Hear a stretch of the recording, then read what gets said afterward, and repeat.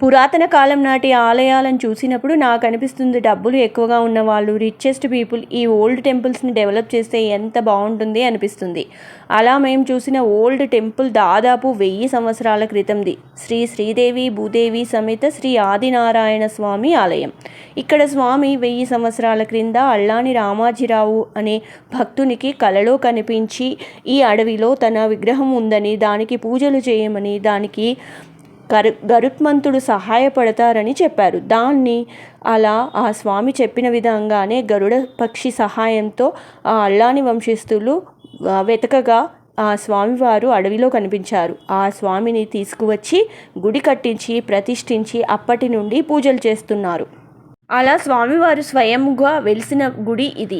ఈ టెంపుల్ చాలా old temples. Premises కూడా చాలా పాతగా ఉంది. గోపురం కూడా శిథిలావస్థలో ఉండి చాలా పాతగా ఉంది. ఎంట్రన్స్ ఆపోజిట్లో శివాలయం ఉంది. అండ్ మెయిన్ టెంపుల్ ఎంట్రన్స్లో కోనేరు చాలా పెద్దగా ఉంది. చూడటానికి మనకి అమ్మపల్లి రామాలయం గుర్తొస్తుంది. నెక్స్ట్ టెంపుల్ బయట లేక్, ఒక చెరువు పెద్దగా ఉండి చుట్టూ పంట పొలాలు, పాత ఇళ్ళు, పల్లె వాతావరణం, నేచర్ని మనం బాగా ఎంజాయ్ చేయొచ్చు. ఇక ఎంట్రన్స్లో గరుత్మంతుడు, ధ్వజస్తంభం, ఎన్నో ఏళ్ల కిందటి రాగి చెట్లు, పెద్ద పెద్ద వృక్షాలు ఉన్నాయి. గర్భాలయంలో శ్రీ శ్రీదేవి భూదేవి సమేత శ్రీ ఆదినారాయణ స్వామి పెద్ద రాళ్ల మధ్యలో దర్శనమిస్తారు. గర్భాలయం పక్కన ఆల్వార్లు, లక్ష్మీదేవి సన్నిధి ఉన్నాయి. గర్భాలయం ముందు సీలింగ్ పైన మనము బంగారు, వెండి బల్లులను కూడా దర్శించుకోవచ్చు. ఇది ఇక్కడ స్పెషల్. ఫైనల్గా ఈ టెంపుల్ డీటెయిల్స్ చెప్పాలి కదా. ఇది కడకంచిలో ఉన్న ఆలయం. మియాపూర్ దగ్గరలో జిన్నారం మండలంలో ఉంది. కడ అంటే చిన్న అని, ఇది చిన్న కంచి అని.